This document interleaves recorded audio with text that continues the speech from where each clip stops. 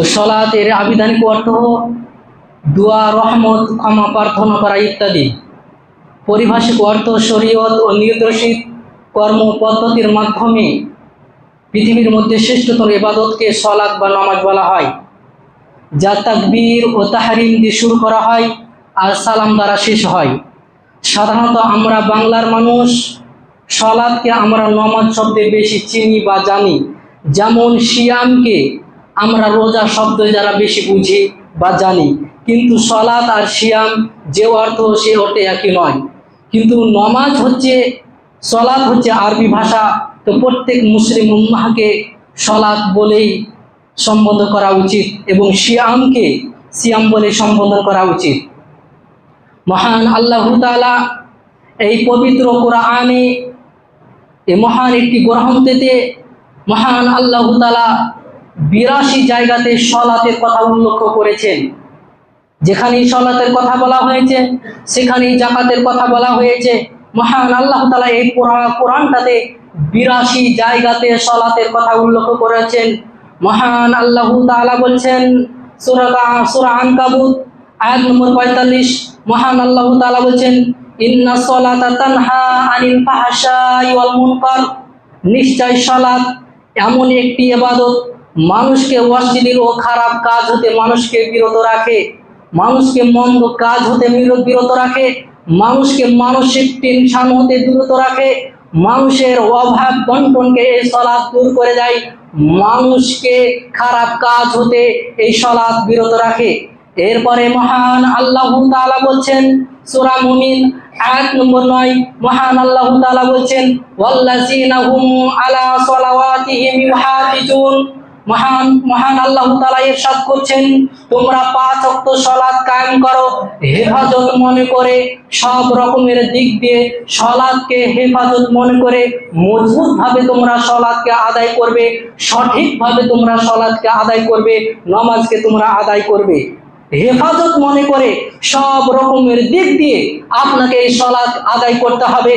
আপনি যদি জোহরের সালাত যদি আপনি আসরে পড়েন, আসরের সালাত যদি আপনি মাগরিবে পড়েন, মাগরিবের সালাত যদি আপনি এশায় পড়েন, এশার সালাত যদি আপনি ফজরে পড়েন, ফজরের সালাত যদি আপনি বেলাহে পড়েন, এটা আপনার মজবুতের সঙ্গে সালাত আদায় হলো না, এটা আপনার মজবুতের সঙ্গে সালাত আদায় হলো না।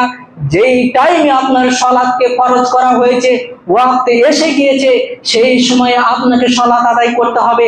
আপনি যদি চায়ের দোকানে বসে থেকেই যদি আজান শোনার পরে যদি আপনি জামাতকে ফেল করে দেন, জামাত ছেড়ে দিয়ে আপনি যদি ওয়াক্তকে পার করে দিয়ে আপনি যদি সালাত আদায় করেন, এই সালাত আপনার আল্লাহর দরবারে কবুল হবে না। কেননা মহান আল্লাহ তাআলা বলেন ওয়াল্লাযিনা হুম সালাওয়াতিহিম ইউহাফিজুন, সালাতকে তোমরা কায়েম করো মজবুত ভাবে, সঠিকভাবে, সঠিক সময়ে তোমরা সালাতকে আদায় করবে। আজ আমরা খবরখাতে চায়ের দোকানে বসে থেকে, বাজার ঘাটে বসে থেকে আমরা সালাতকে ছেড়ে দিয়ে আমরা বিভিন্ন কাজে মুক্ত হয়ে যাই এবং সালাত থেকে আমরা কাজা করে আমরা পরে সালাত আদায় করি। এই সালাত আল্লাহর দরবারে কবুল হবে না, এটা আপনার মজবুতের সঙ্গে সালাত নয়।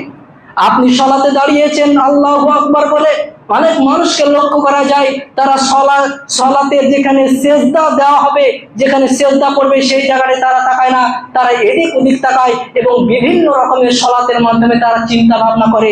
এই সালাত আল্লাহর দরবারে কবুল হবে না। কেননা আল্লাহ তাআলা বলেছেন তোমরা হেফাজত মনে করে সব রকমের দিক দিয়ে তোমরা সালাতকে সঠিকভাবে আদায় করবে। মহানবী সাল্লাল্লাহু আলাইহি ওয়াসাল্লাম বলছেন সাল্লু কামা রাআইতুনি উসাল্লি, তোমরা যেভাবে আমাকে সালাত পড়তে দেখেছো, নামাজ পড়তে দেখেছো, ঠিক তোমরা সেভাবে সালাত আদায় করবে। ব্রাদার ইসলাম, আমরা আজ সালাত পড়ি কিন্তু আমরা সালাতে আমাদের মনোযোগ থাকে না, নামাজের দিকে আমাদের মনোযোগ থাকে না, আমাদের বিভিন্ন ব্যবসা বাণিজ্যের দিকে আমাদের মনোযোগ থাকে এবং আমরা সালাতকে গাফলতি করে আমরা ছেড়ে দিই, আমরা সালাত আদায় করি না।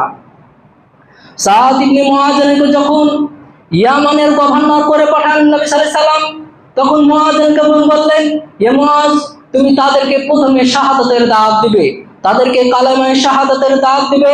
তারা যদি এটা গ্রহণ করে নেয় তবে তাদেরকে বলবে তোমরা 5 ওয়াক্ত সালাত আদায় করবে। এই কথাটি মুআযকে শিখিয়ে দিলেন।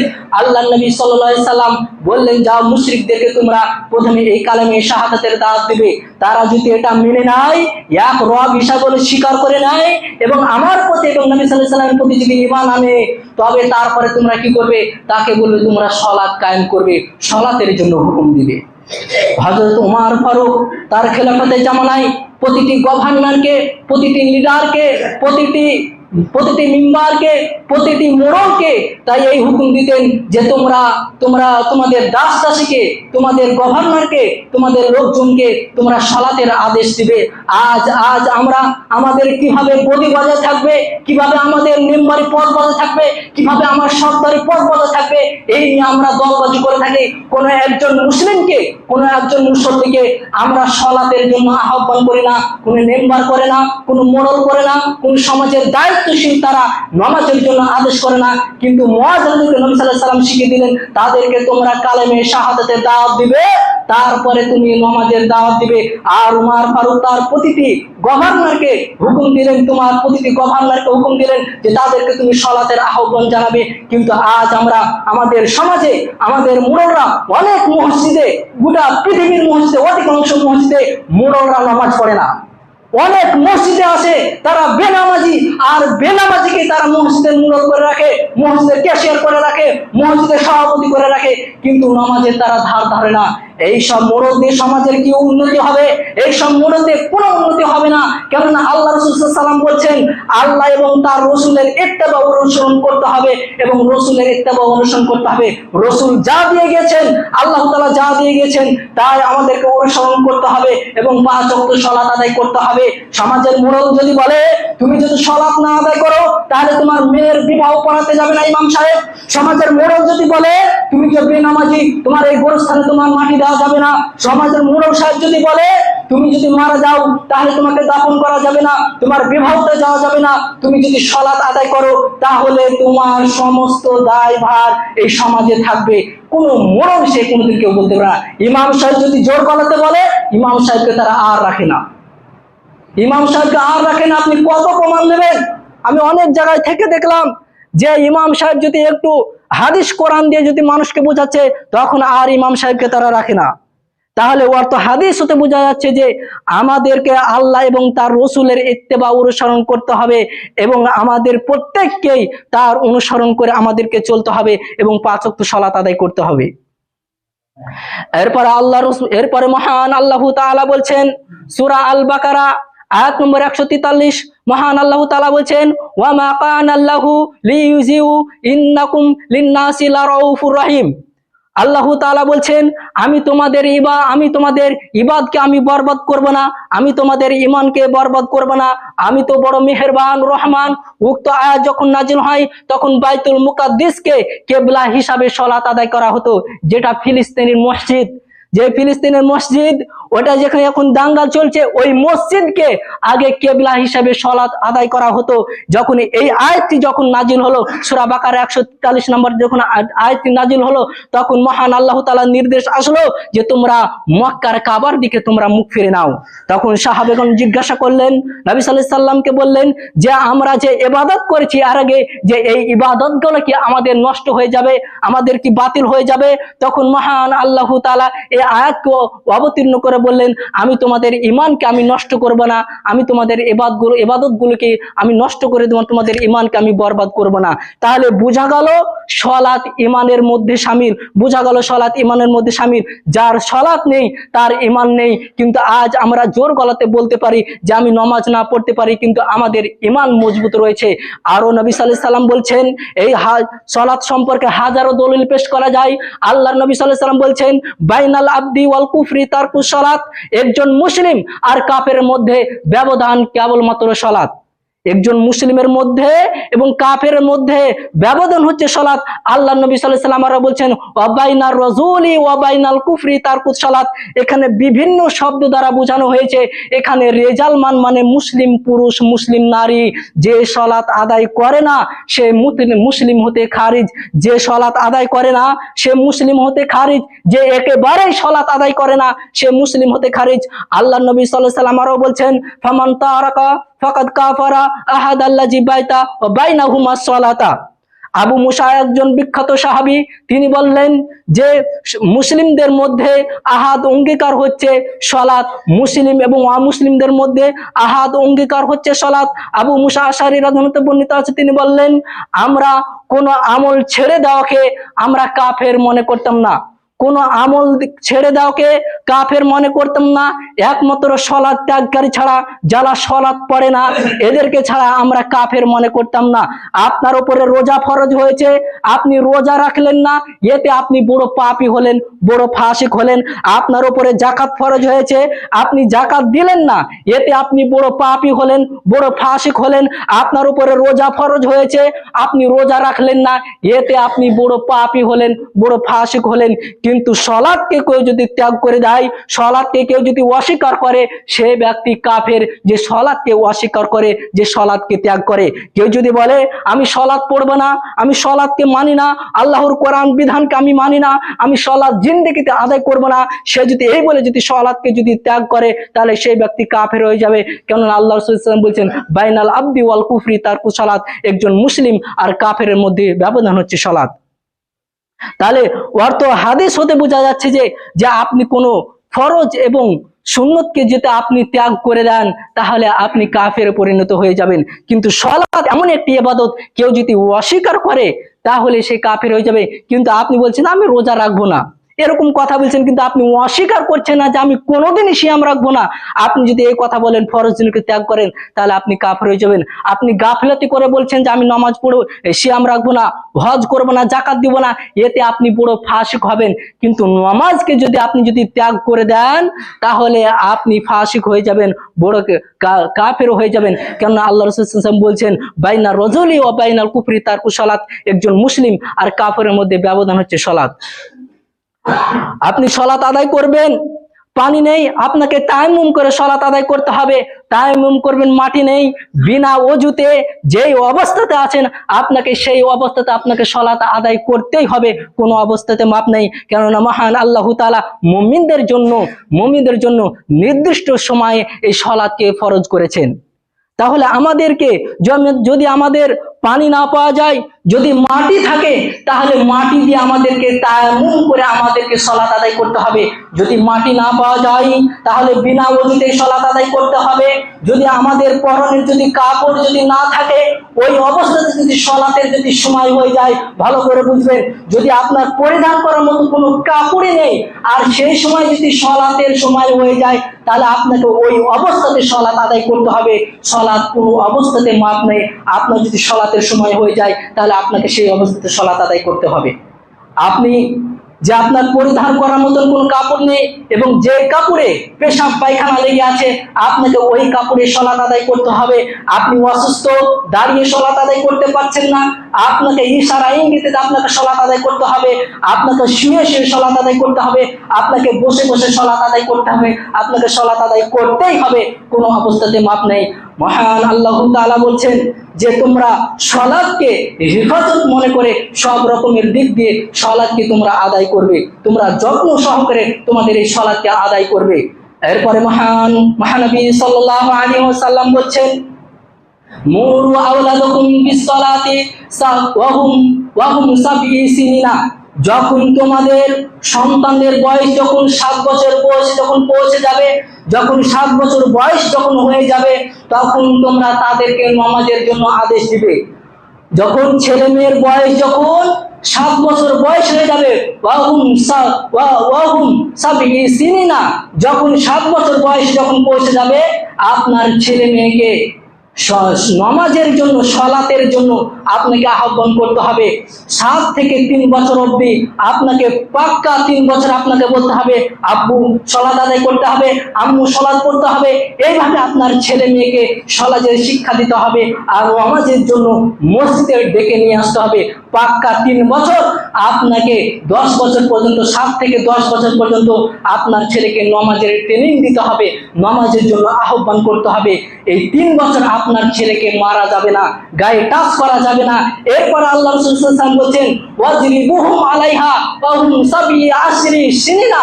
আর সেই ছেলে মেয়ে যদি 10 বছর বয়সে পৌঁছে যাওয়ার পরে যদি সালাত আদায় না করে, 10 বছর হয়ে গিয়েছে, এরপরে সালাত আদায় করছেন না, আপনি বলছেন সালাত আদায় করছেন না, আল্লাহ রাসূল বলছেন ওয়াজরিবুহুম আলাইহা, তাকে পিটিয়ে সালাত আদায় করতে হবে, তাকে মেরে মেরে সালাত আদায় করাতে হবে।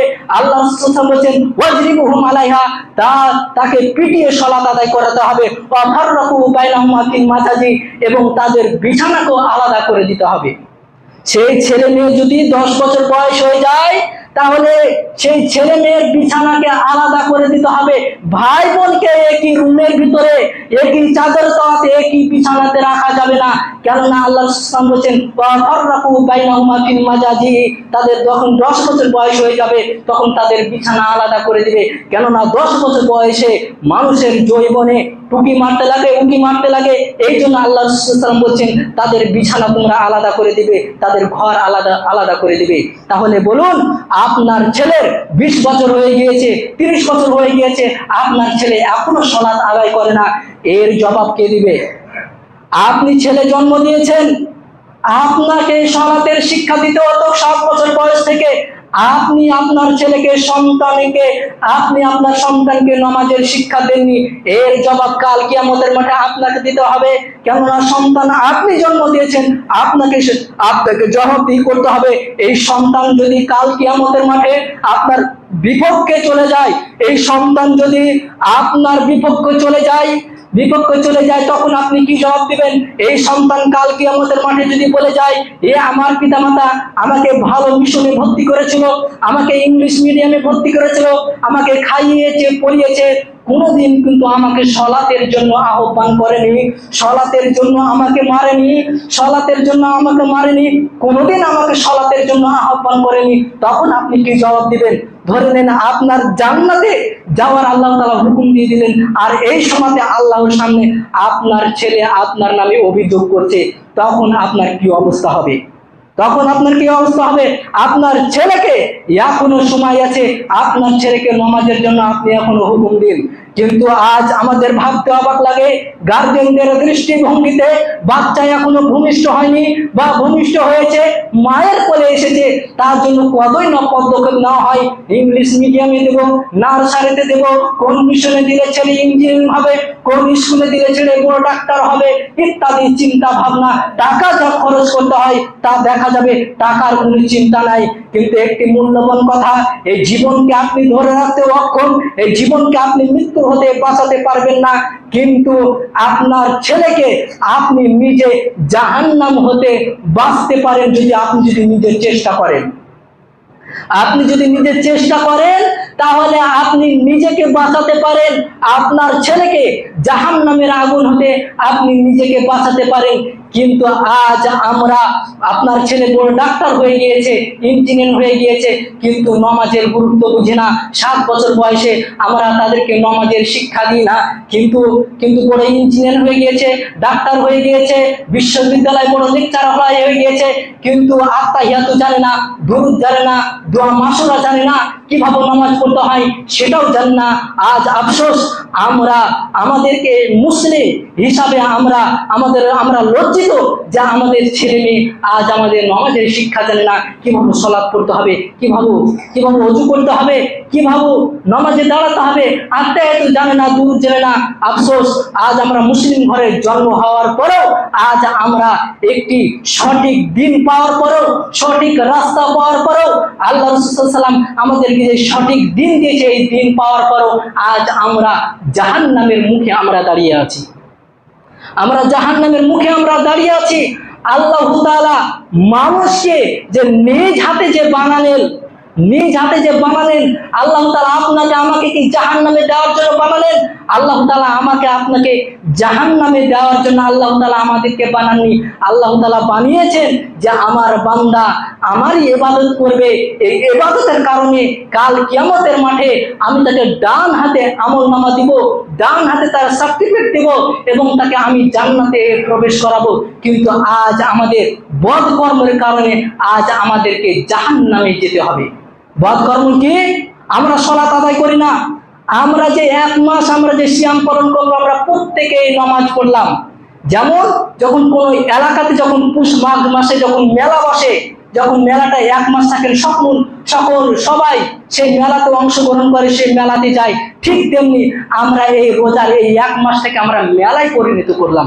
মেলাটাও ভেঙে গেল, রোজাটাও শেষ হয়ে গেল, আর মুসল্লিদেরকে আমাদেরকে খুঁজে পাওয়া যাচ্ছে না। পাওয়া যাচ্ছে কি? এই এত বড় একটি গ্রাম, এই গ্রামে মাত্র 1 কাতার থেকে 1.5 কাতার লোক হচ্ছে, কিন্তু রমজান মাসে পুরো মসজিদটা ভর্তি হয়ে গিয়েছিল। কিন্তু আজ আমরা এই সালাতকে আমরা আবার ছেড়ে দিলাম, 11 মাসের জন্য আমরা ছেড়ে দিলাম। আবার তখন ঠিক রমজান মাস আসবে, তখন আমরা এই মসজিদে এসে হট্টগোল করবো, আবার সেই সালাত আদায় করবো। তাহলে এটা কি আপনার মসজিদের সঙ্গে সালাত আদায় হলো? আপনাকে 12 মাস আপনাকে সালাত আদায় করতে হবে, সঠিক সময়ে আপনাকে সালাত আদায় করতে হবে, তবেই আপনি জান্নাতের মুখোমুখি হতে পারবেন।